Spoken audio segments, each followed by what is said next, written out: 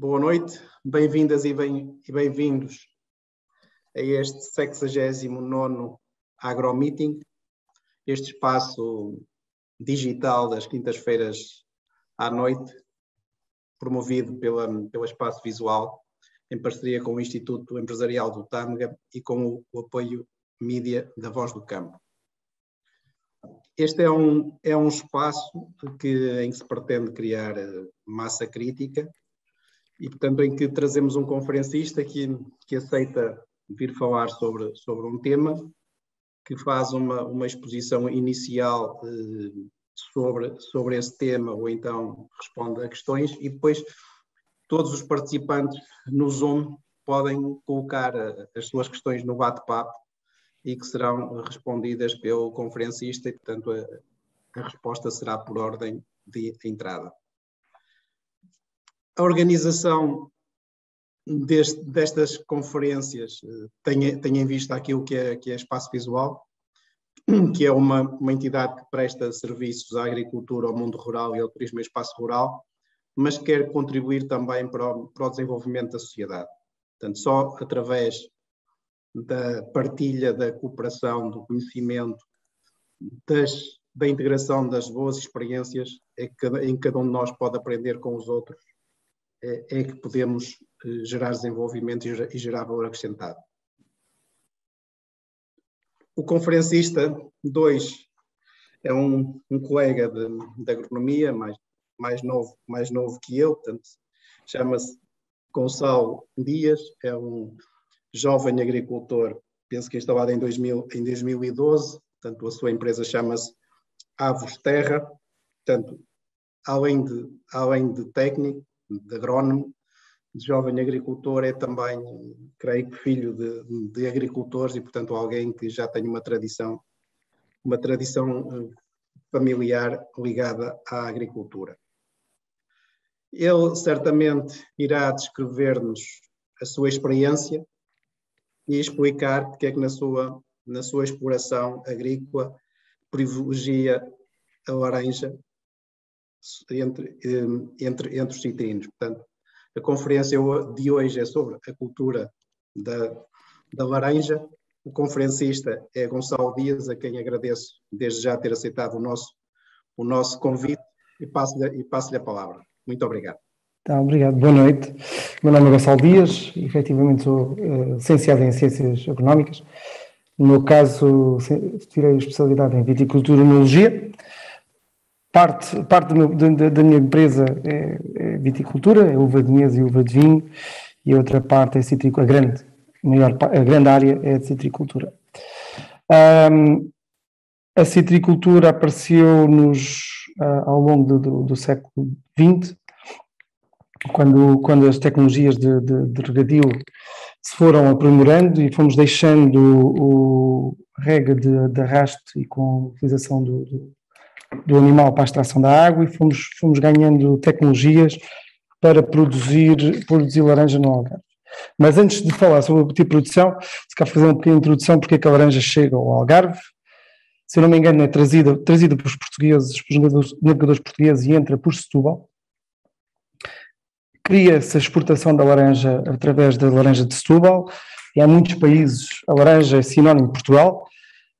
Encontra no Algarve condições edafoclimáticas para uma fruta de excelência, porque nós temos o calor e temos o frio para criar cor na laranja, e o calor para gerar os açúcares e para termos a textura e o sabor que todos apreciamos.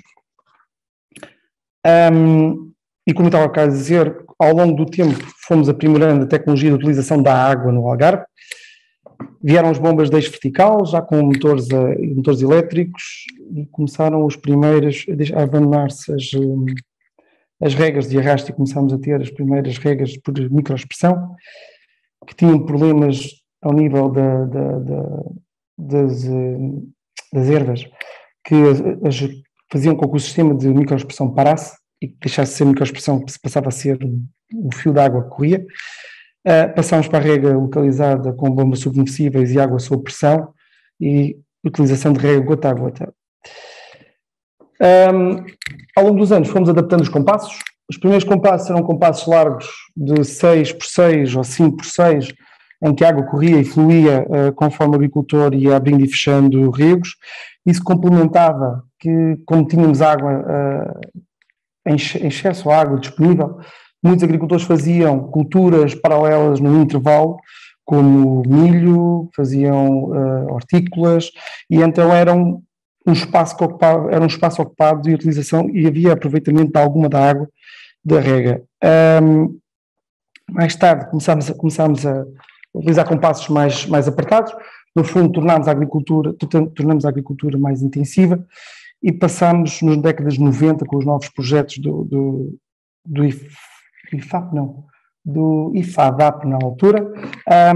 Passámos para compassos 5x4 e 5x3,5, que se vieram a demonstrar que punhamos mais árvores por hectare, produzíamos teoricamente mais toneladas por hectare, mas dificultava tanto o trânsito das máquinas, pois as árvores ficavam demasiado grandes, começavam a ocupar demasiado espaço da entrelinha e implicava uma poda anual garantida, no caso da laranja, o que torna a produção mais cara. E como todos já devemos ter apercebido, a laranja, a par, acho eu, com a banana, é a fruta mais barata do supermercado. E então todo o agricultor tenta reduzir ao máximo os seus custos de produção para tornar a produção viável. Uma das coisas que temos vindo a acompanhar e a perceber é que os pequenos produtores que tinham menos de 10 hectares ao longo do tempo vieram a abandonar ou a entregar as suas áreas a outros grandes produtores ou comercializadores pela via das rendas. Na minha opinião, o compasso ideal está nos 6x4. Existe a variante dos 6x2, em que o agricultor duplica o número de árvores na linha, o que com a intenção de aumentar a produtividade nos primeiros 7 a 8 anos, sendo que no final desses 7 a 8 anos tem ou não a decisão de arrancar uma árvore sim ou uma árvore não. Na maior parte dos casos que eu conheço, ainda não tiveram a coragem de o fazer. Temos também a prática, já não é muito usual, mas já quem tenha tentado o pé de galinha ou a plantação losango, que tem o problema do aparecimento de pragas a nível do interior, entre árvores.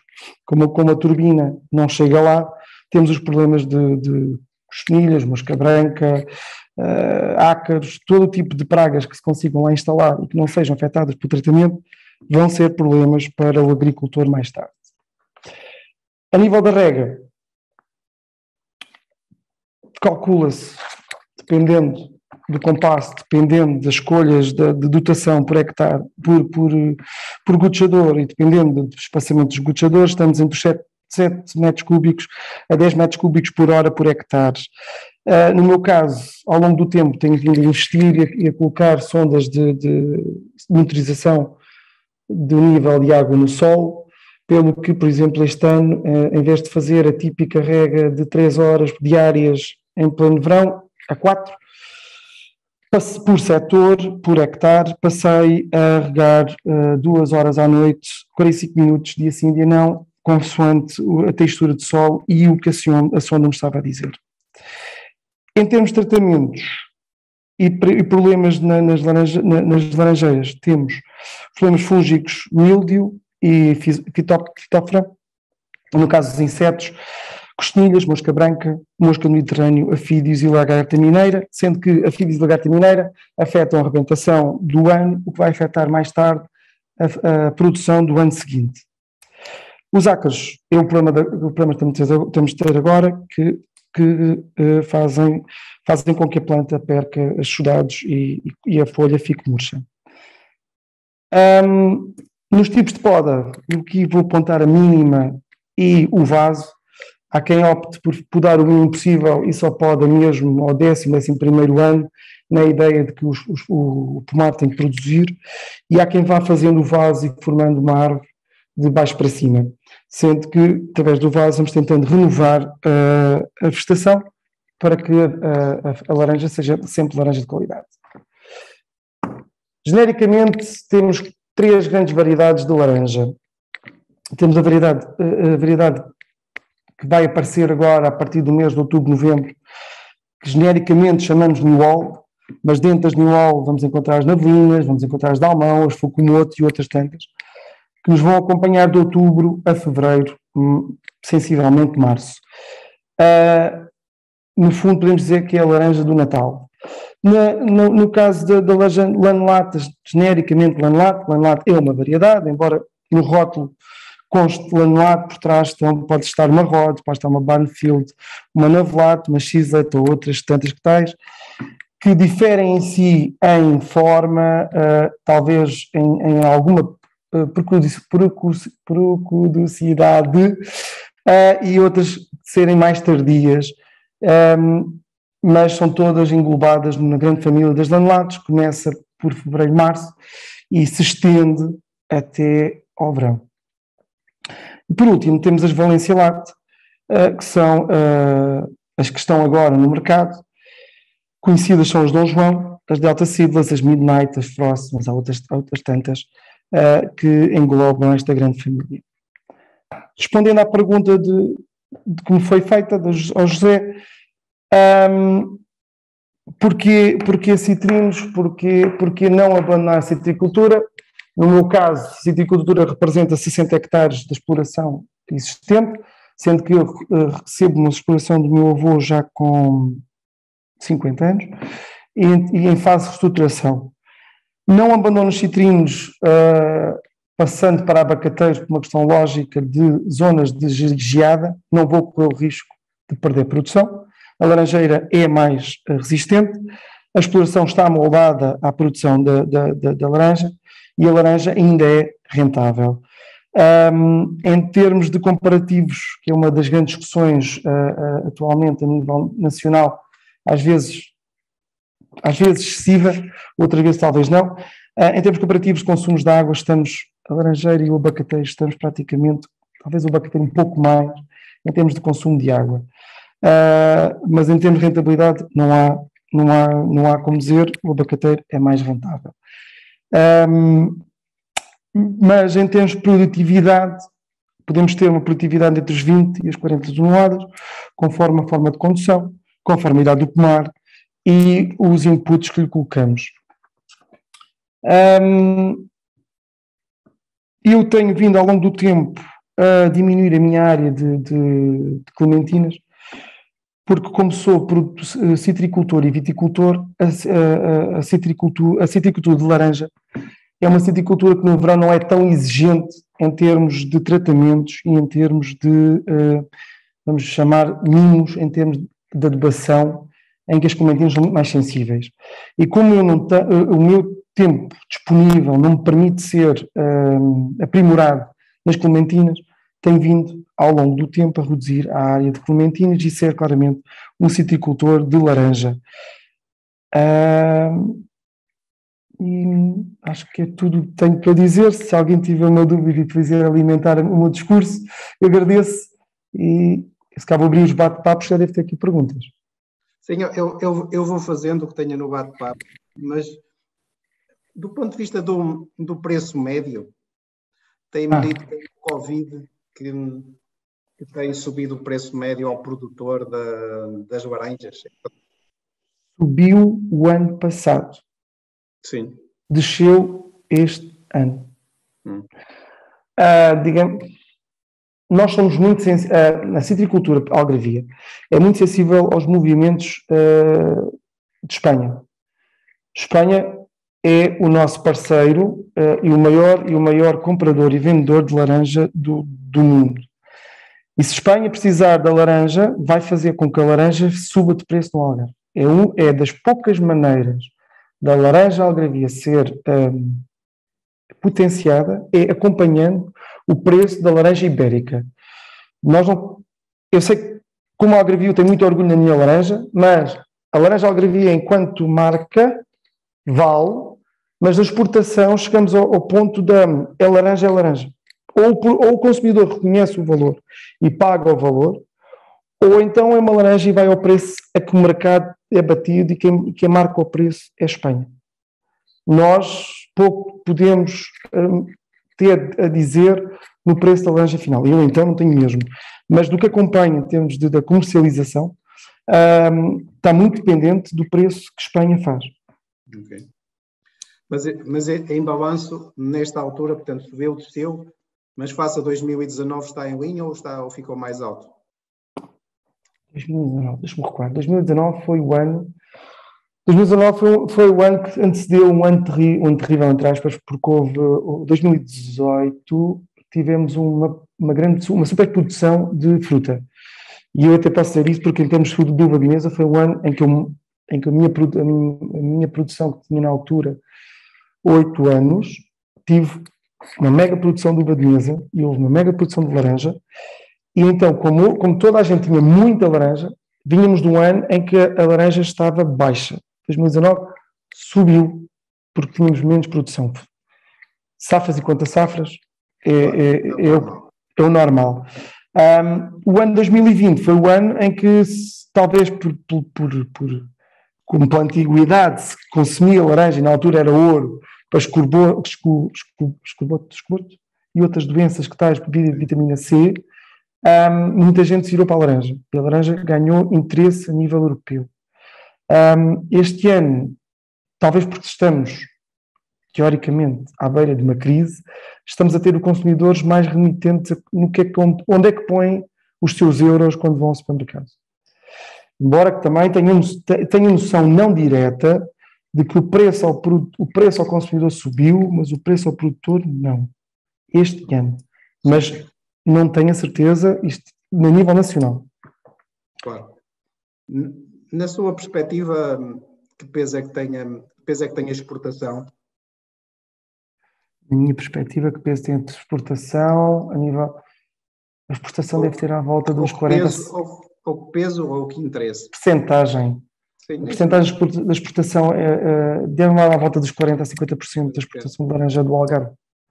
Embora não seja a pessoa mais correta. Sim, mas ajuda à valorização ou serve só como escoamento? Como tirar a pressão ao mercado nacional? Ajuda a tirar a dependência do mercado nacional. Não. Okay. Porque temos que ter consciência que a produção nacional de laranja está acima do consumo nacional de laranja. Ok. Como produzimos mais do que aquilo que consumimos, temos que ser capazes de exportar. Sim. Portanto, aqui a primeira questão do bate-papo. Na sua perspectiva, quais as regiões do Alentejo com maior aptidão para a cultura da laranja?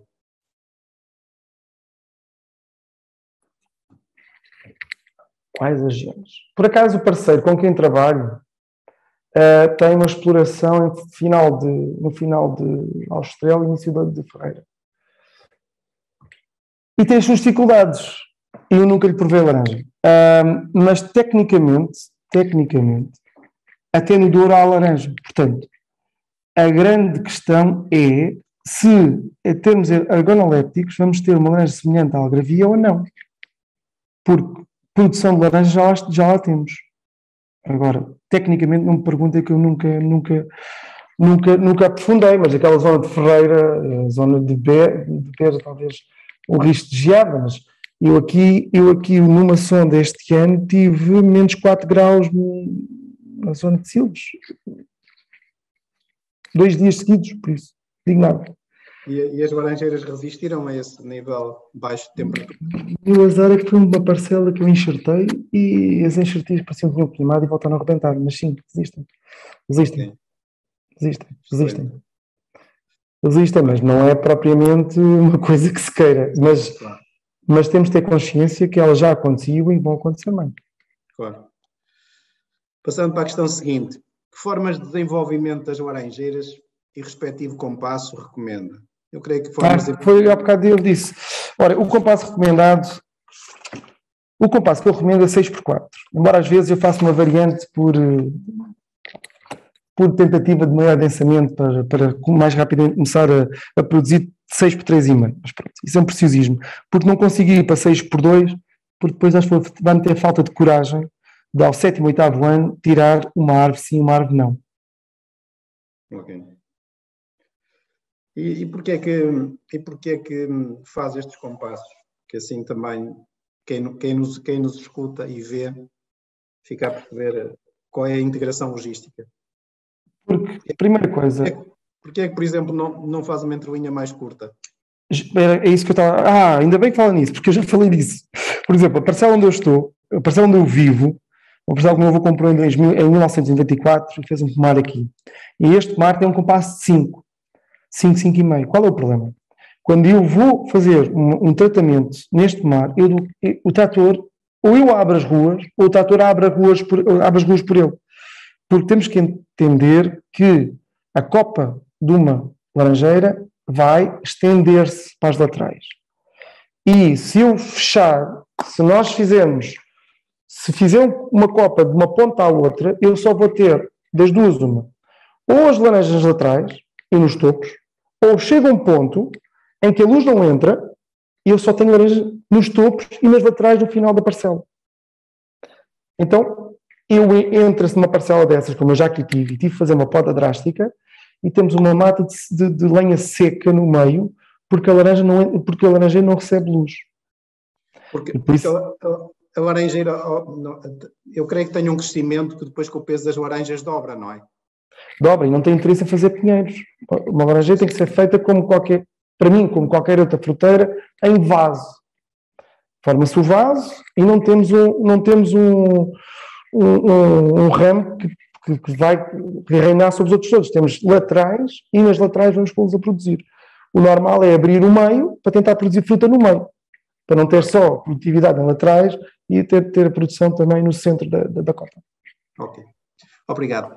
Depois a próxima questão diz o seguinte: na sua opinião, quais são os melhores porta-enxertos, embora haja vários com as suas características? Pronto, a minha experiência de porta-enxertos não é propriamente grande, porque eu aqui uso tecnicamente 3 e tenho alguém que tem o 4 que eu posso falar. Portanto, o Coleóptera tenho plantado, já tive problemas com ele em termos pelo menos da minha experiência, em Dalmão, em termos de excesso de água. Não é resistente a excesso de água. Já o carriço é dado a partir do 10º ano a começar a aparecer em certas linhas árvores a perderem-se, árvores a morrerem a partir do 11º por razões ridiculares.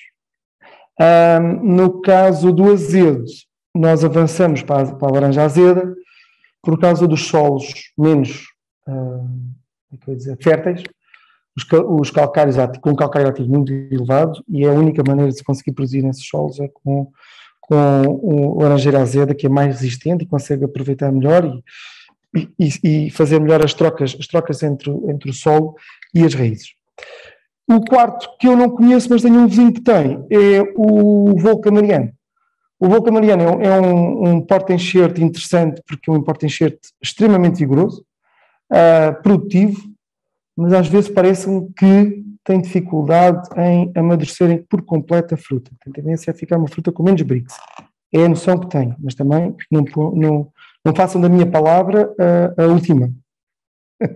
Sim, claro, mas ajuda ajuda para quem não sabe. No seu melhor ano de produção, qual a quantidade de laranjas que produziu num hectare? Melhor ano, dependendo das áreas, mas o meu melhor ano, 30 toneladas por hectare. Ok. Depois, e do ponto de vista de produtividade média? Ou seja, sei lá, em 8 anos... A produtividade média, porque como eu estava a dizer, eu tenho um pomar heterogéneo. Tenho um pomar de 1970, 80, tenho pomares da idade de 1980, tenho pomares de 1990, tenho pomares do início da década de 2000 e já tenho pomares da década de 10, de 2000, a partir de 2010 para a frente. Portanto, não consigo... A minha média é sempre uma média baixa, porque ou estou com eles demasiado velhos e tenho que fazer podas e estou com redução de produção, ou estou com demasiado pequenos e produzem pouco. Portanto, na casa das 20, 25 toneladas. Mas quantos anos é que dura um pomar em boa produção comercial? Sim, pomar mais velho que 1980 para cá são 40 anos. Ainda está a produzir. Sim. Ainda está a produzir porque é um pomar de Dom João, Valências, plantado num solo extremamente com muita drenagem, ou seja, não tem problemas de radiculares. Começa-me a aparecer fitófora e vou até começar a arrancar plantas. Ele ainda é produtivo, é a laranja que na prática é a melhor paga, que é a Valência, que é a laranja de verão, embora não seja a laranja que eu mais gosto. Mas o meu gosto é o meu gosto, não tem a ver com aquilo que vale, que é que, no fundo, as frutas têm tendência a ser mais consumidas com o calor, acho eu. Talvez uma maçã, uma banana come-se o ano inteiro, uma laranja e uma uva, talvez mais com o calor. E então, quando é que eu queria chegar? Como nunca tive coragem, e como ela está produtiva, eu ainda tenho um pomar com mais de 40 anos ativo. Tenho um pomar com umas clementinas que eu estou desejoso de as arrancar e talvez fazer 2 hectares de abacateiros, que é a única zona que eu consigo fazer abacateiros, e todos os anos decido. Este ano vou podar, ver o que é que dá. Podo, elas rebentam, as clementinas finas ficam lindas, têm troncos com uma grossura de 50, 60 centímetros de diâmetro, e não tenho coragem, ainda por cima é quase como se fosse a descendência do meu avô, olho para a criação do meu avô e digo assim, ainda tão produtivas, é como se fosse a memória do meu avô naquelas clementinas finas. É o gado ainda. É o legado, aquelas clementinas passaram por rega, por gravidade, passaram por microexpressão, em que eu lembro perfeitamente das ervas trepar e andarmos lá a tirar as ervas de cima de microexpressão, passaram para gota a gota 3 litros e meio, passaram para gota a gota 2,3 de metro, e eu agora pus-lhe gota a gota de 70 por 1,6 litros de metro, 1,6 litros por hora, e é quase como se fosse, pronto, são as minhas últimas clementinas, praticamente. As outras, tinha clementinas novas, que têm um senão que há uma grande aptidão para a clementina fina, para os nulos, e quando as novas aparecem, que é no Natal, parece que o mercado não está tão virado para as clementinas, e as clementinas finas as clementinas novas têm um problema, ou se colhem até meados de janeiro, ou começa o topo do fruto a ficar seco, e perde valor comercial. Claro. Próxima questão. Onde comprar laranjeiras de qualidade? Zona de Coimbra. Qualquer viveirista na zona de Coimbra, sim. Eles têm uma boa associação, não sei dizer o nome da Associação dos Viveiristas de Coimbra. Associação dos Viveiristas de Coimbra. Pronto, é isso. O distrito de Coimbra é com quem nós trabalhamos. Aqui há experiências, e há quem se tenha dado bem, há quem se tenha dado mal, com os viveiros espanhóis. Nós nunca comprámos viveiros espanhóis, acho. E aquelas mais velhas que eu estava a dizer, é de um viveiro do Algarve, só que esse viveiro do Algarve não se transformou. Alterou o seu target. Neste momento produz com 4. Aquela laranja com 4 gomos para vender em supermercados e para vender em frutarias e para vender em gardens, para as pessoas levarem com 4 para casa, produzirem e comerem da sua árvorezinha. E esse era um bom viveirista, um viveirista holandês. Hoje é a citrina, acho eu. Eu acho que ele vive citrina, mas a citrina neste momento só produz esse tipo de citrina. Plantas. Sim. Okay. Quantos dias ou semanas tem para colher todos os frutos de cada variedade de laranjeiras que tem em campo? Em teoria, não concordando, mas em teoria, 365. Respondi essa pergunta. Mas na prática? Na prática, dependendo, porque não depende do produtor. No meu caso, eu sou o produtor, não sou o comercializador da minha laranja. Eu vendo a minha laranja à campanha a um comercializador. Dependendo da estratégia do comercializador e dependendo do mercado, as valências terminam mais cedo ou terminam mais tarde. Neste momento, ainda há valências no mercado. E estamos longe Ainda estamos longe, não estamos assim tão longe. Ainda estamos à coisa de 1 mês, 1 mês, 2 meses de colher e devemos no mercado as primeiras new all, certo? Certo. Em teoria, idealmente teríamos aqui 2 meses de paragem, mas estamos todos dependentes do mercado, estamos todos dependentes da meteorologia, estamos todos dependentes do que é que acontece. Mas eu creio que a pergunta se referia para o que é que a laranjeira que se exporta? Sim, tempo, porque... Eu consigo ter produção, consigo ter 2 produções de laranjeira ao mesmo tempo até outubro. Não é ideal para o produtor. Não é ideal para o produtor. Porque é uma exigência que estamos a fazer à planta, que ainda temos as laranjas da campanha anterior e já temos laranjas deste tamanho, sim, do ano que vem. E depois há uma nuance. Em termos de adubações, temos de ter cuidado com as adubações azotadas, porque se dermos demasiado azoto ou subirmos os níveis de azoto na laranja, a laranja do ano anterior, que ainda está na árvore, vai mudar de cor, vai ficar verde. Quando às vezes encontro aquela laranja mais verde, foi uma adubação um bocadinho mais de azoto, não faz mal a ninguém, é uma reação da planta. Mas tem todas estas variedades na sua produção? Diferentes proporções. O meu avô tinha a maior proporção de new all, que é que menos vale, e eu ao longo do tempo tenho aumentado, não tanto as laneladas, aumentei alguma parte da área das laneladas, aumentei sobretudo a parte, para tentar tornar mais rentável a curto e médio prazo, aumentei a minha quantidade de valência. Daí foi um tiro nos pés, porque como sou viticultor, eu tenho 2 colheitas ao mesmo tempo que tenho de tratar, tenho vinha de mesa e vinha de vinho, e tenho as laranjas na árvore para as conservar, o que torna a logística, em termos de trabalho, em termos de verão, mais difícil e é uma gestão que se tem que fazer. E o maior problema neste momento, acho eu, a nível regional, é as novas gerações terem interesse em trabalhar para a agricultura. Eu, por acaso, ando a tentar desafiar colegas agricultores e colegas engenheiros, para além na minha freguesia de Algoz, a escola 23 tem curso de barman. E uma ideia era criar um curso de agricultores, o curso de introdução à agricultura, em que deixámos os jovens preparados para uma poda, preparados para conduzir um trator, preparados para fazer a preparação em segurança de agroquímicos, preparados para fazer alguns cálculos de rega, fazer programação de rega, esse tipo de coisa que lhes dá valor acrescentado e permite-nos a nós, produtores, ter mão de obra crítica formada dentro do possível, porque é o que falta. Sim, esse é um dos maiores, na minha opinião, uma das maiores limitações nas agriculturas de Portugal, não é?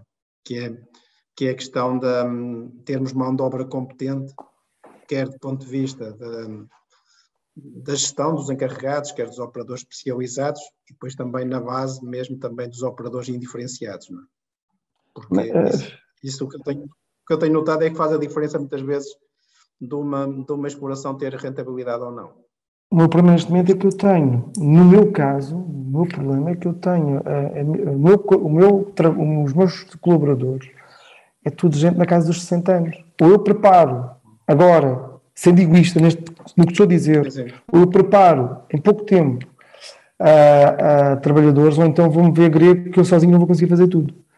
Porque não há maquinização possível no nível de citricultura e ninguém vai querer a laranja colhida à máquina, porque eu já vi a máquina de colher, aquilo é basicamente para sumo, porque não sei se já viu, é uma máquina que tem 2 eixos, nestes 2 eixos tem uns sistemas de varetas que rodam e vão andando e vão rodando, como se fosse uma máquina de lavar carros.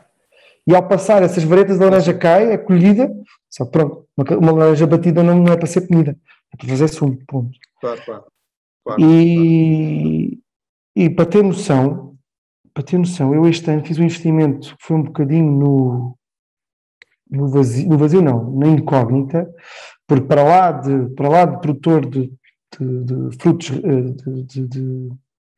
frutos de produção de rega, tenho por termos de sequeiro, e tenho alfarrobeiras, e a dificuldade é encontrar mão de obra para apanhar alfarroba. E comprei uma máquina de aspirar e limpar a alfarroba para ver se consigo combatar esse vazio que é não ter pessoas para colher a alfarroba do chão. Claro. Pois, esta parte da mão de obra é uma limitação, embora eu acho que o que eu tenho assistido é que quando temos problemas, passado alguns anos, que os conseguimos resolver. Ou então o tecido agrícola morre. E Portugal, não sei se já meteu na cabeça, mas Portugal não tem matérias, como é que eu vou te explicar? Não temos petróleo, não temos diamantes, não temos lítio, não temos nada que nos dê valor ao que cá temos, a não ser as florestas, a agricultura, a pesca e produzir produtos com valor acrescentado a nível intelectual. Porque tudo o resto são serviços, e os serviços é troca por troca. Temos que ir arranjar um produto que nos faça valer na economia global para trazer capitais para cá, para além do turismo. Sim. Sim, eu acho que relativamente à economia portuguesa, eu acho que não há nenhum setor que possa ser preponderante. Vamos precisar de todos, desde os produtivos da agricultura e pescas e minas, até à indústria, mas também nos serviços. Mas a questão é que os serviços não enriquecem a partir de algo do país. A maior parte dos serviços ou recebe qualquer coisa de fora e vende cá dentro, ou recebe qualquer coisa de fora e volta a vender lá para fora. O que eu quero dizer é o valor acrescentado que nós geramos das superfícies que nós temos em florestas, em agricultura e em pescas, que é a única coisa, é o único elemento natural, não quer dizer elemento natural, agora está a faltar a palavra, sim, que traz mais valia a nível nacional. Todos os outros também trazem, não é isso? Agora, a nível territorial, é a única coisa que nos fixa. De outra maneira, a menos que façamos políticas efetivas de deslocação de famílias para o interior para fazer uma prestação de serviço à distância ou outra coisa qualquer, de outra maneira não vamos ter essa ocupação. Bem, isso eu costumo dizer como piada que há 4 milhões de famílias em Portugal, 6 milhões de prédios urbanos, portanto a melhor solução é importar 2 milhões de asiáticos de um país de gente calma, fazer uma ponta aérea e trazer 2 milhões e, portanto, aí já teríamos equilíbrio. Bom, avançando. Quanto lhe custa produzir 1 quilo de laranjas? Eu tinha essa pergunta. Eu nunca fiz essa conta literal. Eu poderia fazer essa conta literal. Quanto é que me custa produzir 1 quilo de laranjas? Eu nunca fiz essa conta literal. Peço desculpa a quem fez a pergunta. Avançamos. Eu vi essa pergunta, mas eu tenho que fazer. Eu às vezes, a pessoa até tem medo de fazer, não se vai assustar. Mas eu vou explicar o porquê que eu nunca fiz. Eu recebo a empresa do meu avô, o meu avô passou a empresa em nome individual, para a empresa com os netos e a filha, em 2013. E a partir daí eu nunca consigo, quer dizer, consigo, mas o meu custo é o custo de um investimento permanente na reestruturação de uma empresa. Então eu tenho que ir claramente às minhas despesas à produção, subtrair-lhe todos os investimentos feitos que indiretamente não pertencem à produção e só vão entrar em produção para a frente. Sim, peço desculpa não responder à pergunta. Sim, claro. Não, mas aqui o pessoal perguntava o concreto, penso que era um custo de exploração, que é mão de obra, trator, pesticidas e adubos, ou seja, não tinha a ver com investimentos. Mas ok, avançamos. Mas nunca fiz. Faz adubação na rega? Faço. Fertilização. Faço fertilização e faço em casos pontuais, não generalizados, adubação de fundo, de cobertura. Mas, portanto, isso com máquina, com espalhador centrífugo? Com o espalhador centrífugo. Ou então, no caso das árvores pequenas, à mão. Árvore a árvore, pé a pé. O que é mais rentável dentro dos citrinos? Laranja, tangerina, limão ou toranja? Até uma certa área, o limão está a apresentar-se como uma boa aposta. Agora, como tudo, se aumentarmos muito a produção de limão, o limão vai acabar por ser excessivo.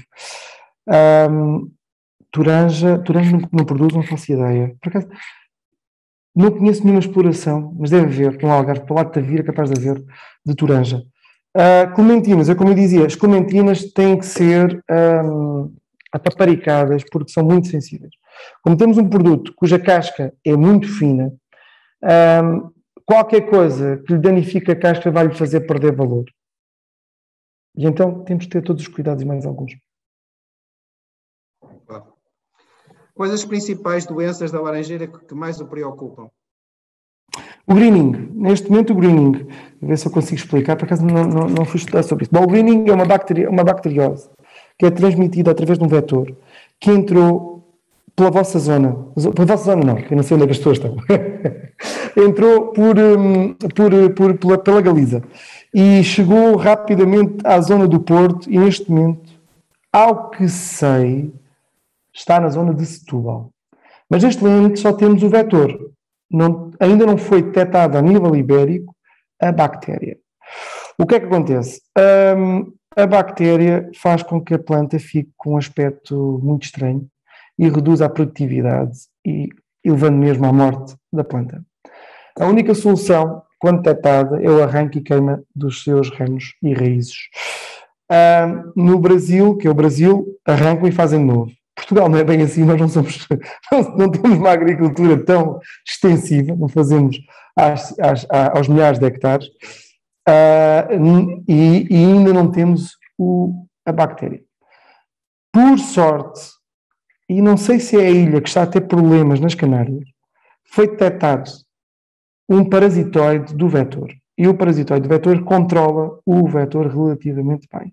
E estão a ser feitos lançamentos, uma cooperação ibérica, lançamentos em Portugal e Espanha, para tentar controlar o vetor, não o fazendo chegar ao sul da península. Porque assim chegar do vetor, depois as probabilidades são lançadas e os dados estão feitos, e pode ser um grandíssimo problema para a produção geral da citricultura. Este, neste momento, é um problema que pode vir a ser muito grave. O outro é como nas outras frutas de verão, e sem ser frutas de verão, é a mosca da fruta, a mosca mediterrânea, em que, tristemente, temos um país que, para mim, não se organiza. Houve uma conferência aqui no Algarve acerca de... Veio um engenheiro da Comunidade Valenciana falar sobre a forma com que a Comunidade Valenciana enfrenta as pragas e doenças.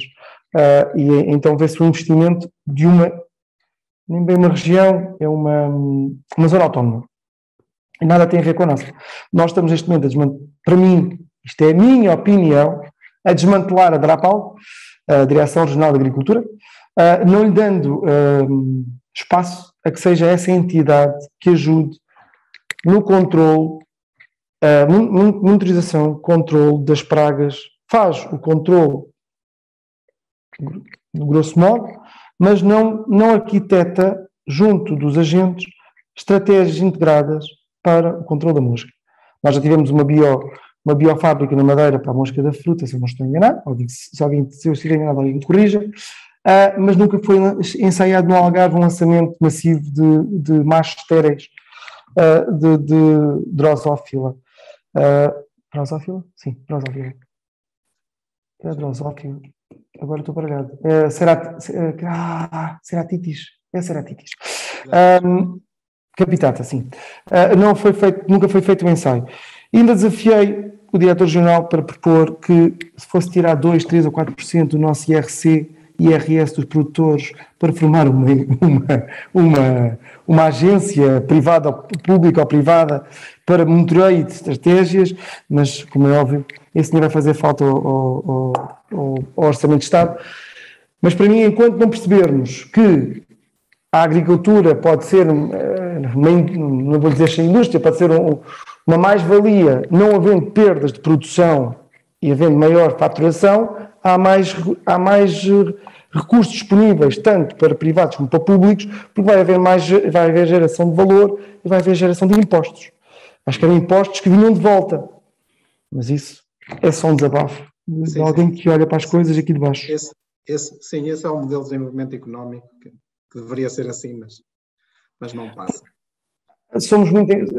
Apostamos em muitas coisas, tudo bem, mas eu para mim, a nível nacional, devíamos perceber quais são os nossos clusters e apostar nos nossos clusters agrícolas. Portugal apostou em tudo e não apostou em nada. Basicamente, quem tomou a decisão e quem toma sempre a última decisão é o agricultor, e o agricultor ou vai à falência ou faz dinheiro. E estou um bocado cansado de olhar para certas reportagens sobre a agricultura em que o modelo agrícola não pode ser um modelo agrícola produtivo, gerador de riqueza para o agricultor e para um tecido económico à sua volta. Tem que ser um agricultor que tem que ter várias coisas E eu já cheguei à conclusão que não posso ter na mesma parcela vários tipos de culturas porque não vou tirar rendimento nem de uma nem de outra. Nós temos um modelo económico, talvez é errado, mas é a única maneira que temos de sustentar, que eu acho que temos de sustentar a população humana, que é o intensivo. Agora, tem os seus problemas, como todos os modelos. Sim, mas eu acho que a questão não está no intensivo. Eu acho que é uma questão que se confunde, que é a questão do ordenamento e da zonagem com o intensivo. Isto é preciso haver mosaicos de culturas agrícolas, é preciso haver mosaicos de ecossistemas naturais e, portanto, não se pode levar tudo a eito, como acontece em várias regiões em que vai tudo a eito e há outras que estão totalmente abandonadas. E depois, como isso exige construir, exige estudar, pôr soluções a funcionar, aí não se avança e depois atira-se as culpas para cima do intensivo de quem produz. Eu sou francamente... O erro está, na minha perspectiva, está em que cada região tem que ser definido até que nível se pode desenvolver cada cultura do ponto de vista de superfícies máximas, de respeito por ecossistemas de boa natural, por aí fora. Portanto, é preciso, na minha perspectiva, é preciso elevar o nível e, portanto, isso elevar do ponto de vista da sociedade, porque eu acho que a análise e a reflexão que se tem nos últimos anos são coisas muito simplistas e todos percebem porque temos um problema gravíssimo. Temos um problema gravíssimo. Mas depois nós que temos o conhecimento e a experiência, depois parece que não percebemos nada dos assuntos. Eu atualmente pergunto-me, questiono, e a minha opinião fica aqui saliente, que eu não consigo entender. Com tanta universidade nós temos de economia e gestão, quando precisamos de um projeto, de um plano de resiliência, fomos pedir um engenheiro. Para que temos massa crítica nas nossas universidades se não a usamos? Nós estamos a pagar aquela massa crítica. E eu não consigo entender. Não é um homem sozinho que vai fazer um projeto. E este é o problema, porque não pensamos o país de uma maneira estruturada. Andamos desde a entrada na União Europeia, que é o que eu mais conheço, a promover o investimento, mas não se pensa claramente para onde é que queremos ir. Certo? Posso estar enganado no que estou a dizer. E o que acontece é que depois o mercado, as leis do mercado liberal vão-nos dizer o que é rentável e o que é que não é rentável. Por exemplo, a minha zona agrícola é uma zona agrícola que tem uma dependência única. Temos o maior aquífero da Europa, conhecido. E quem quiser vai ao Google Maps ou vai ao Google Maps ou então ao Earth ou qualquer imagem de satélite e faz zoom desde a zona de Salir até Estombar e vai perceber perfeitamente onde é que anda o aquífero. E esse mosaico tem pelo meio, porque há zonas que o aquífero não tem água, tem pelo meio sequeiro e tem pelo meio muitas coisas que tornam o mosaico de Laranjeiras interrompido, embora o mosaico verde que toda a gente vê, embora agora tenha uns pequenos pontinhos de abacateiros, porque a grande área é de citricultura, vive às extensas de um aquífero. E este aquífero precisava de alguém com um braço forte para decidir quando é que se reduz o consumo humano, quando é que se reduz o consumo agrícola, porque eu neste momento vou aumentar a minha área de alfarrobeiras, porque eu não sei, é um desabafo, eu não sei se daqui a 20 anos eu serei citricultor. E eu já ando a reduzir as minhas regas por uma questão de eletricidade, uma questão de consciência do uso da água e porque tenho N sensores no campo que me dão reflexo.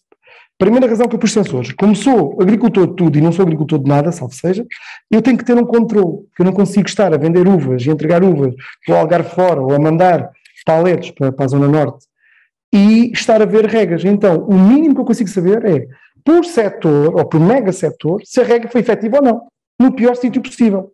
Mas a partir daí sou obrigado a pensar. Ou então, os meus pais pagaram um curso e não serve nada. O que acontece? Se a água chega aos 60 centímetros, eu estou a perder água. Certo? Se a água não é consumida, se eu continuar a regar, eu estou a perder água.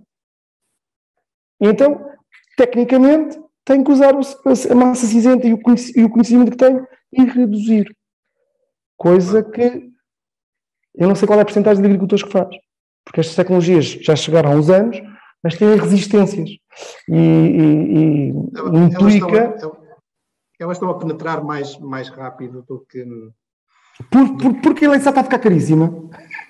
Claro. Porque as pessoas já perceberam com elas poupam dinheiro. Temos aqui uma outra questão, é como é que faz o controle de infestantes? Faço o controle de infestantes como a maior parte dos agricultores, com herbicidas. Aqui depois a afirmação seguinte, portanto, agradece a sua explicação relativamente aos porta-enxertos, diz que é dos Açores, de São Miguel, e que ainda usa muito a laranjeira azeda. Sim, sem problema. Embora eu não sou a melhor pessoa para falar sobre os problemas de laranjeira azeda, mas houve um tempo em que apareceu uma doença que eu não sei explicar, é uma questão, nunca fui à procura. Eu nunca a vi. É como as bruxas, eu nunca a vi. Chamada tristeza. E associaram a tristeza ao porta-enxerto azedo. É o único problema que eu conheço. Que já ouvi falar, mas nunca afundei, nem nunca ouvi. Por isso, não vou falar mais do que isto. Se alguém quiser ir, claro, deve haver documentação de certeza acerca da tristeza. É triste, mas eu nunca a vi. Desculpem. Próxima questão. Pretendo cultivar laranjeiras na Península de Setúbal. Qual é o caudal mínimo que devo acautelar para regar em cada mês do verão 10 hectares de laranjeiras? Pronto. Nós para a zona de Setúbal. Eu vou fazer uma generalização grosseira. Mas vou fazer uma generalização grosseira. Do que conheço o Península de Setúbal, a Península de Setúbal tem solos muito arenosos. Deve ter também misturado alguma argila. Portanto, eu posso dizer que vai ter que adaptar. Mas vai ter que pôr 2 linhas de rega, gotejadores, dependendo, se calhar aí vai ter que usar gotejador de menos débito, mas mais próximos. Tecnicamente eu não tenho os melhores gotejadores. Eu ainda tenho gotejadores da década de 90, que genericamente toda a gente punha igual, a bomba era toda igual e ninguém olhava aos solos.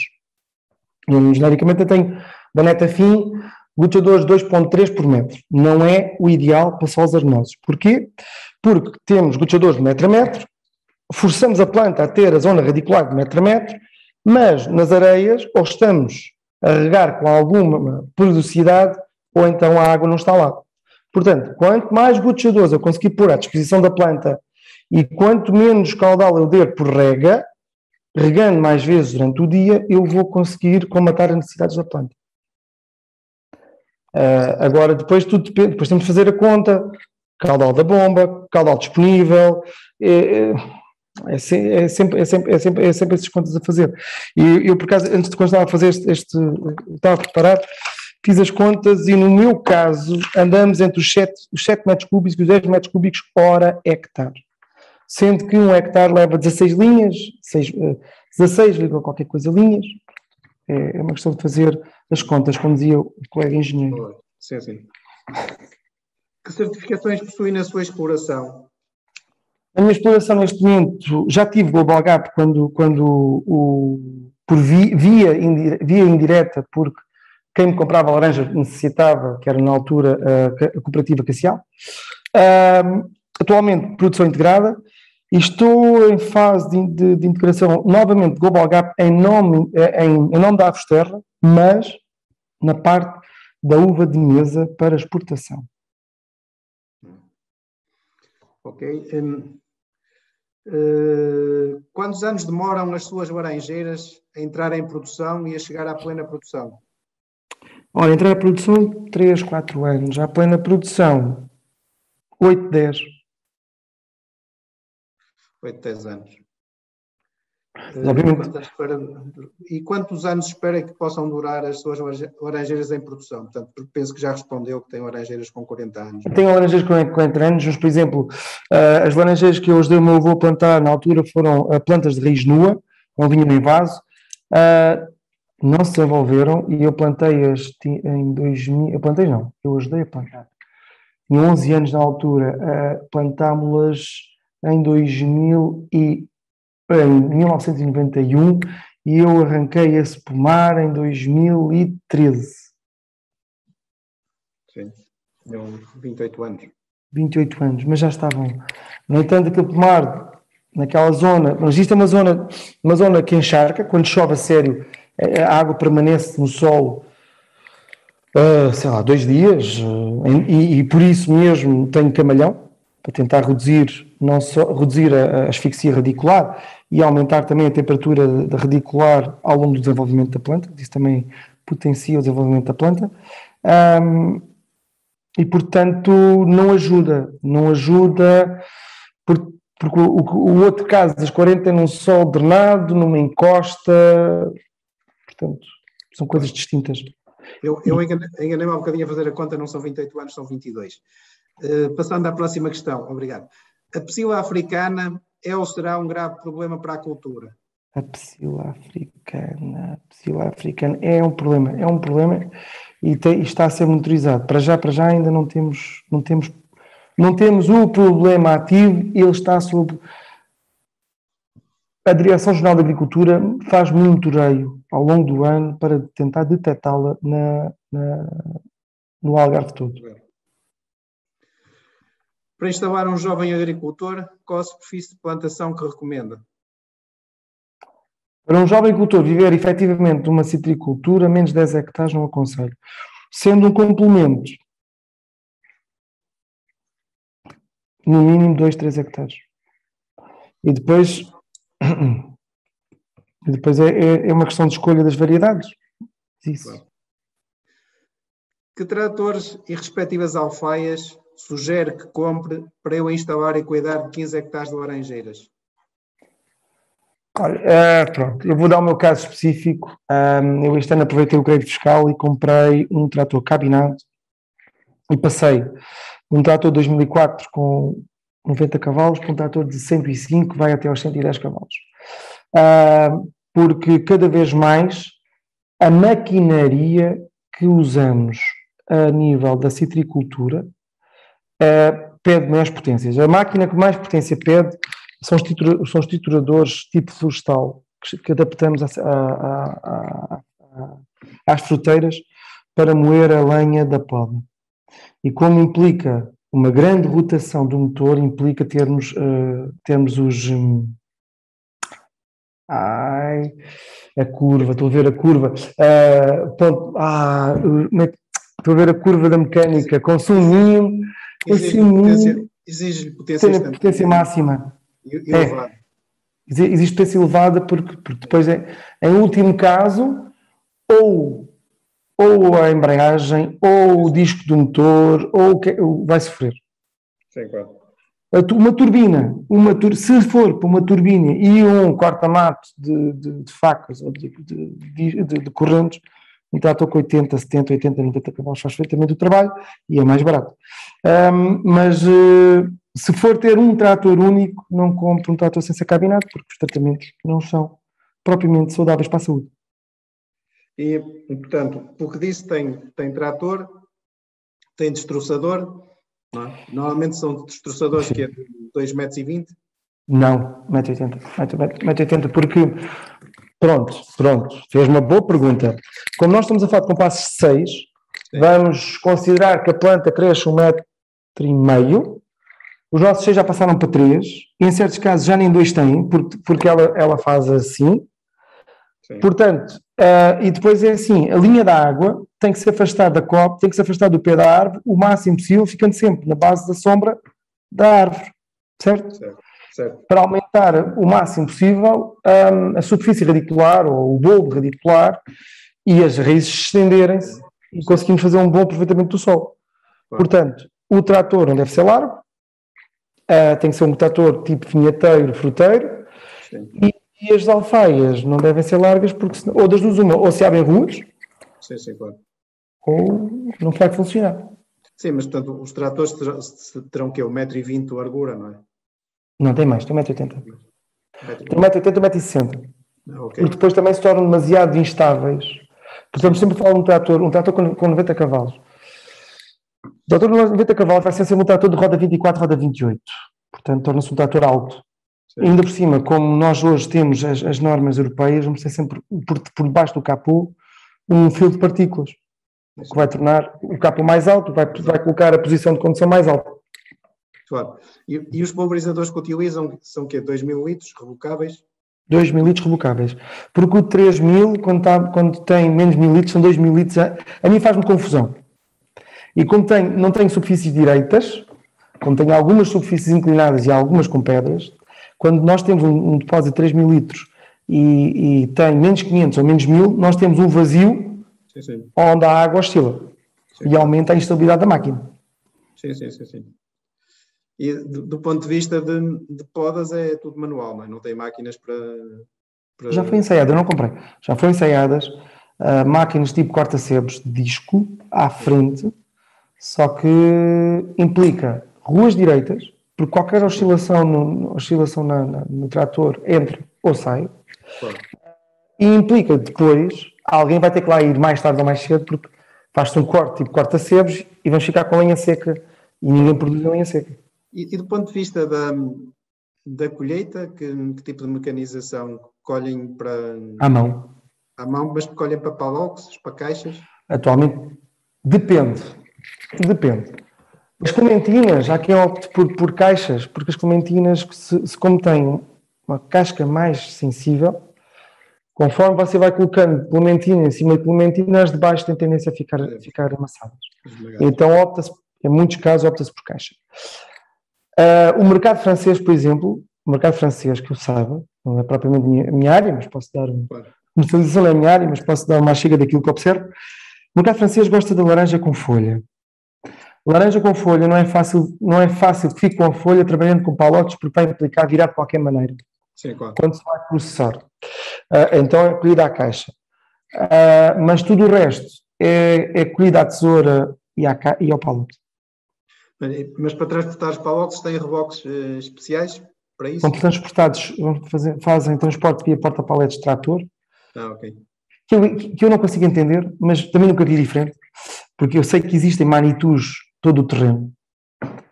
Fazem mais sentido, porque é uma máquina única, e um trator é uma máquina polivalente que fica agregada a um porta-paletes. Mas pronto, mas isso não é a minha área, é só um... Não é a minha área, esta ideia que eu estou a dizer. Mas são feitos os P's, 4 P's, mais ou menos 1.000 quilos, caminhão, e vai para a central fruteira. Claro. Há quem use contentores no chão, mete o contentor no chão, enche de palotes, o trator vem, recolhe e leva para a central fruteira.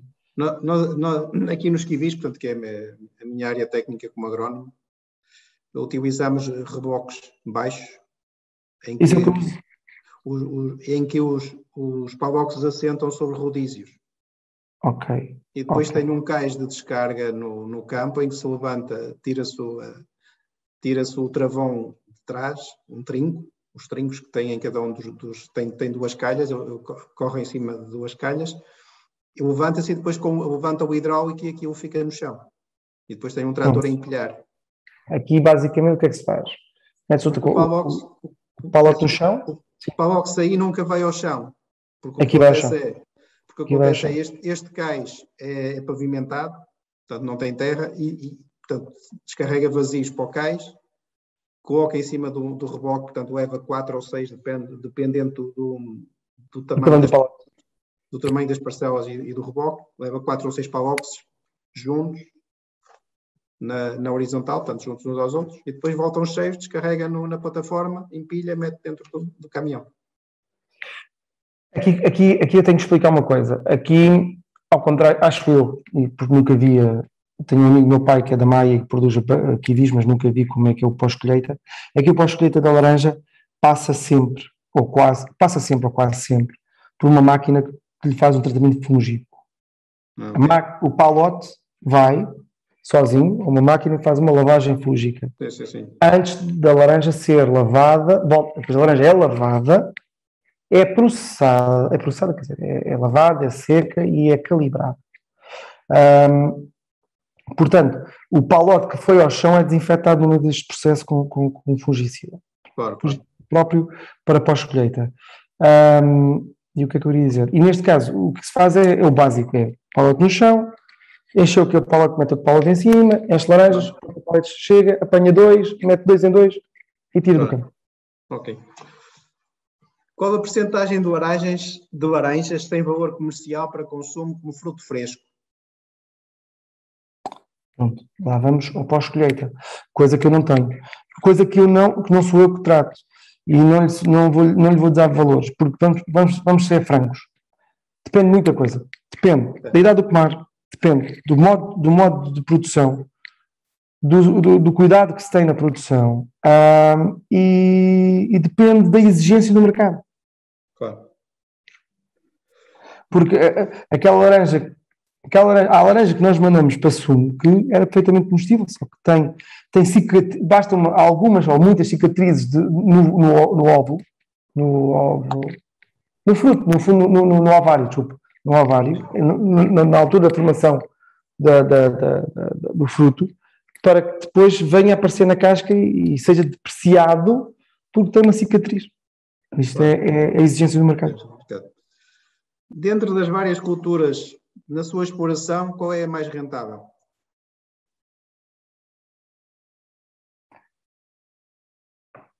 Na minha exploração, então eu vou complicar a coisa, porque eu herdei, salvo seja, e tutelo a exploração que era do meu avô. Paralelamente, temos uma exploração quase siamesa, que é a exploração do meu pai e da minha mãe, que tem abacateiros. E se eu for à exploração deles, são os abacateiros. Porque os abacateiros, o custo que têm são adubos, já nem herbicidas têm praticamente porque eles são adultos e fazem o mulching via folhas da própria árvore, e as ervas que há às vezes até se arrancam à mão, são as conisas, não sei se existe por aí por cima, aqui uma praga, não é uma praga, é uma invasora, vamos dizer assim.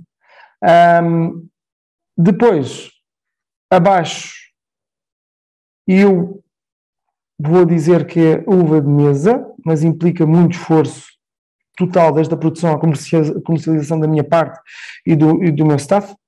E depois sim os citrinos, embora que os citrinos são a minha base de tudo. É de onde eu parto para depois fazer o resto, por assim dizer.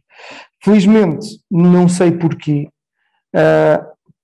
por que razão, este ano que passou, a alfarroba passou de 10 euros para 30. A arroba. Portanto, isso passou qualquer coisa para 2 euros o quilo, passou de 70 cêntimos ou passou de 60 cêntimos para 2 euros o quilo de um ano para o outro. E tornou a nossa produção, que ainda por cima foi um dos anos que mais tivemos, assim um pico em termos de valor. Não é representativo porque flutua demasiado. A alfarroba flutua demasiado. Mas a alfarroba não tem um custo de colheita da apanha muito elevado?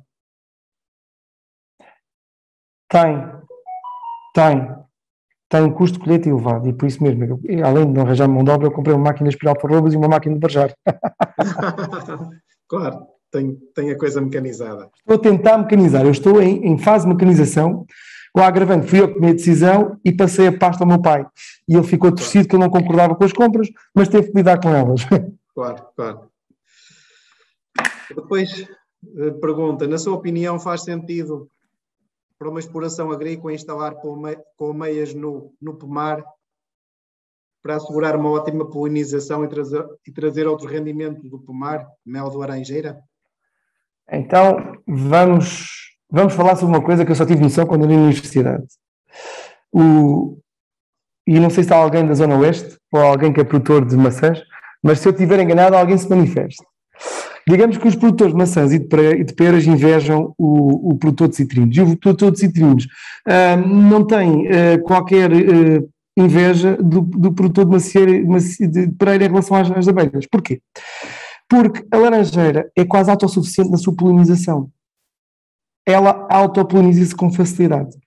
A abelha tem uma grande aptidão, porque o néctar da laranjeira é muito fluido, é muito fácil e é bastante interessante e dá rendimento à abelha. E a abelha, se estiver na Zona Oeste, pelo menos foi o que eu aprendi na universidade, quando tive fruticultura, na Zona Oeste, onde houver limoeiros e onde houver laranjeiras, ao lado de um pomar de macieiras, elas vão derivar.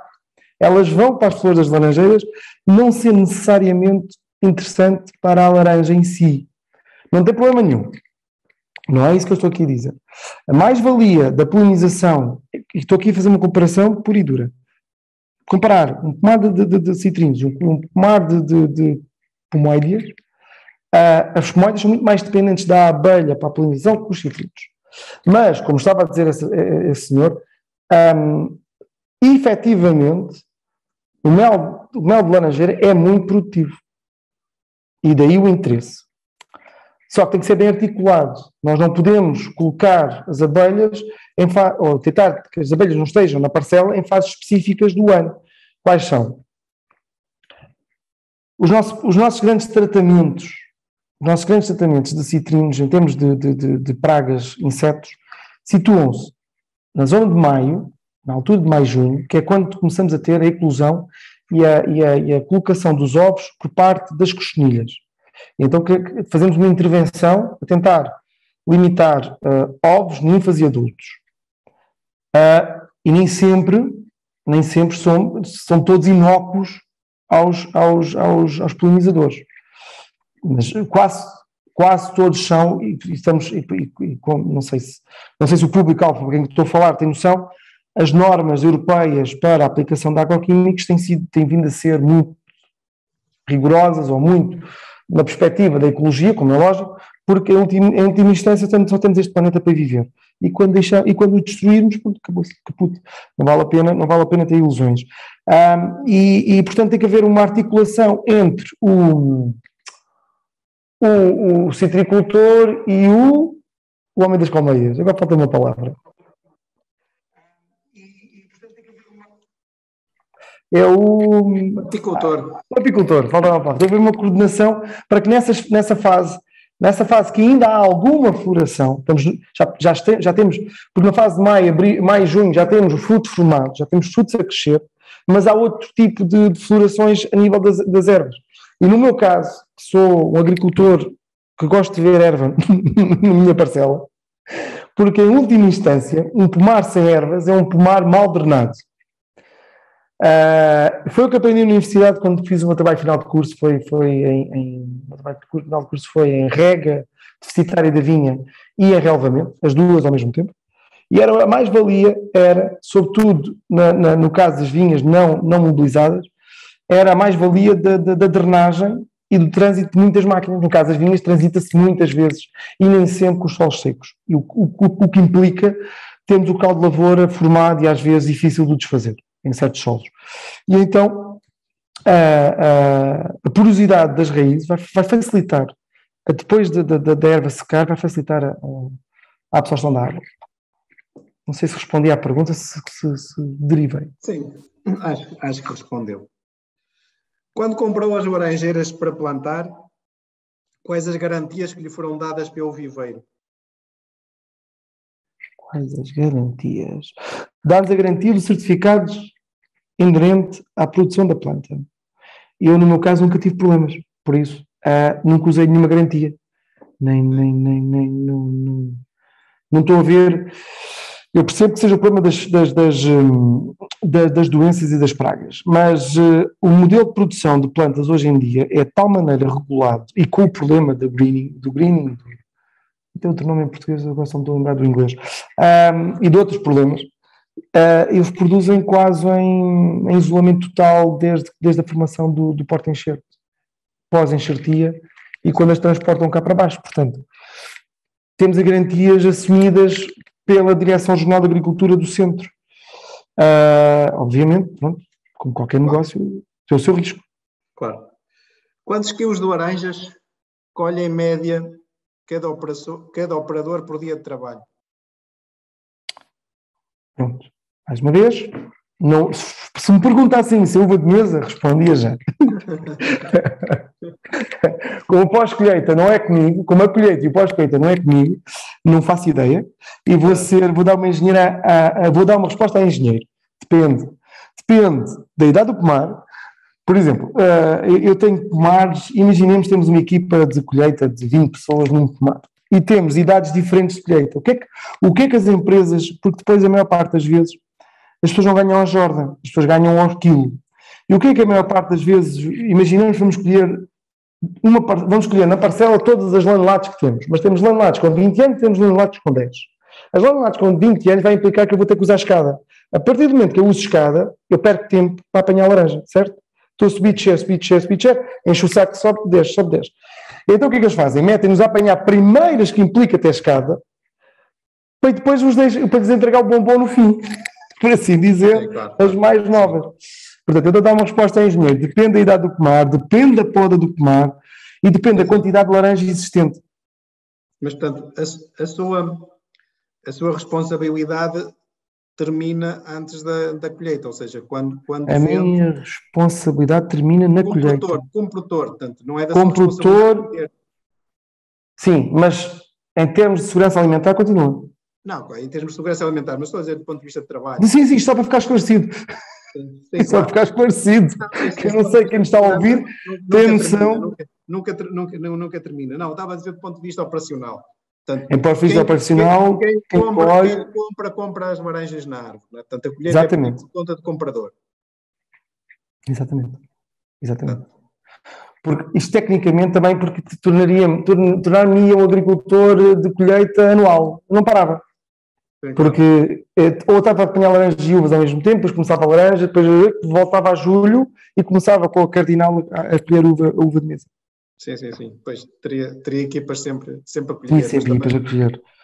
Mas aí também não tem... Perde valor. Estou a perder valor.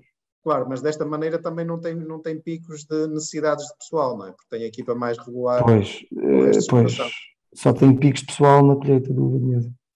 Não. Tenho uma equipa pessoal e depois quando for preciso de prestadores de serviços de poda, prestadores de serviço de roçadora, porque por alguma razão o meu pessoal tem 3 pessoas a trabalhar comigo, não é suficiente, acresce, porque senão tinha que acrescentar.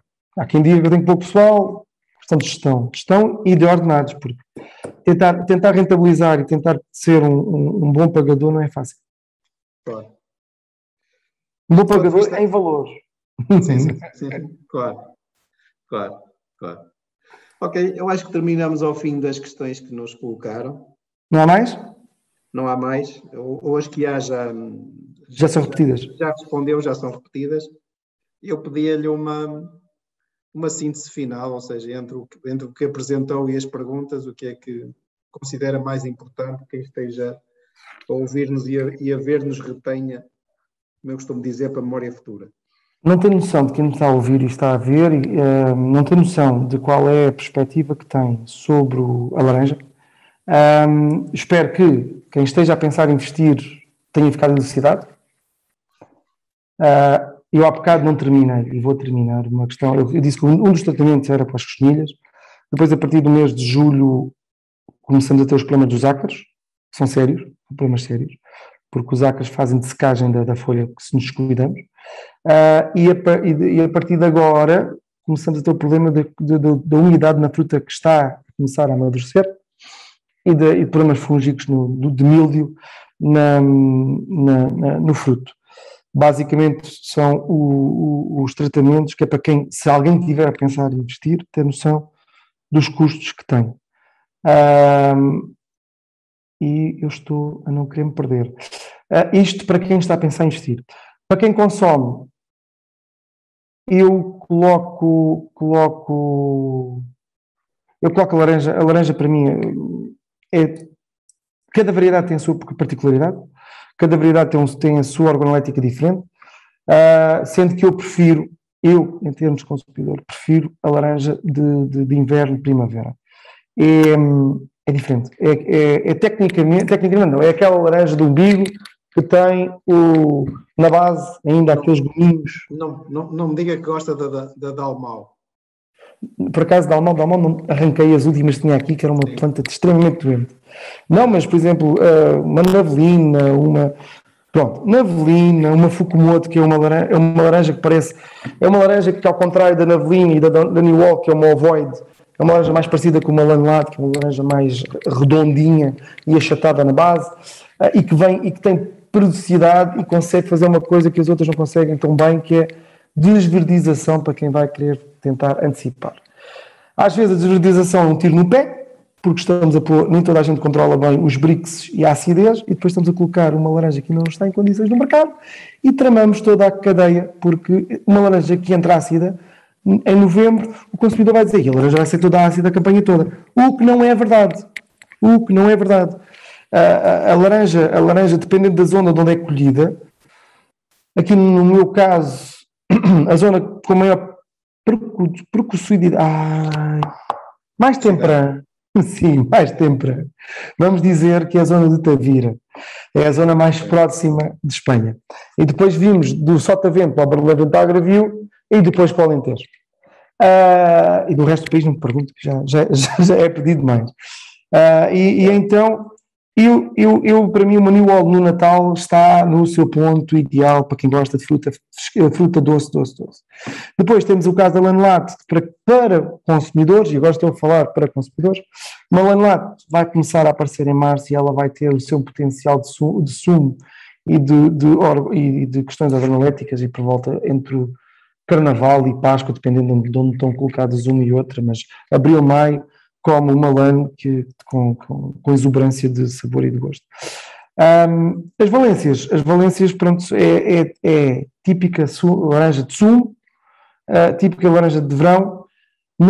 Para mim não tem o gosto da lã e da New One, não tem a questão organolética, não deixa de ser gostosa. Não sei porque laranja para mim são as outras duas. São as outras duas para mim. Agora consumam-nas. Sim, claro. Eu percebo, são laranjas mais com a polpa mais carnuda, não é? Não foram com a polpa mais carnuda, são laranjas com um gosto mais acentuado, mais intenso. É diferente. Claro. E o que é que falta aqui? O que é que falta aqui? Falta aqui... Não sei. Que outro tipo de pessoas podem estar a assistir a esta conferência? Não sei. Isto é... Por norma, são pessoas ligadas à agricultura. Potenciais investidores, técnicos, estudantes. Agora é assim, investir em citricultura é como investir em qualquer outra cultura regada. Há que haver água. Há que haver água e garantias de água de qualidade. Não quer dizer que nós não tenhamos o exemplo de Espanha, que produzem laranjas em condições bem piores do que nós, e produzem laranjas da mesma. Mas tem que haver água. Tem que haver água e temos que nos sentar todos e falar sobre a água. Mas pronto, isso é um problema regional, um problema nacional, e vamos estar atentos. Claro. Porque há uma coisa que as pessoas têm que ter noção no Algarve, que é, nós temos dois polos opostos no consumo da água. Temos o polo do consumo humano e o polo do consumo agrícola. E aqui quem faz a ponte entre os dois é a APA, a Agência Portuguesa do Ambiente, e as águas do Algarve. Os agricultores são a massa crítica desconexa, que agora conseguimos ter uma associação não bem de agricultores, sobretudo de comercializadores de laranja, mas que já é uma voz que se vai impondo e colocando opiniões e colocando soluções e tentando ser um polo e um agente que ajuda não só os agricultores, como a região a entender o que é que o Algarve quer ser. Porque o Algarve é tudo, mas pode não ser nada, dependendo do uso da água. Claro. Pronto. Isto é para irmos pensando. Gonçalo Dias, muito obrigado por este... espero ter chegado à expectativa. Por este evento, foi espetacular. É isto que nós pretendemos, é que ter quem transmita a sua experiência prática de fazer coisas é o grande objetivo destes agromeetings. Obrigado pelos parabéns. E esta noite foi conseguido. Muito obrigado. Nada. A todos que estão a assistir também, muito obrigado por estarem connosco. Nós continuaremos cá na próxima quinta-feira. Iremos falar sobre a produção do leite. Será orador o José António Silva da Agromancelos. Até lá, bem-aja, saúde. Saúde. Muito obrigado. Obrigado. Boa noite.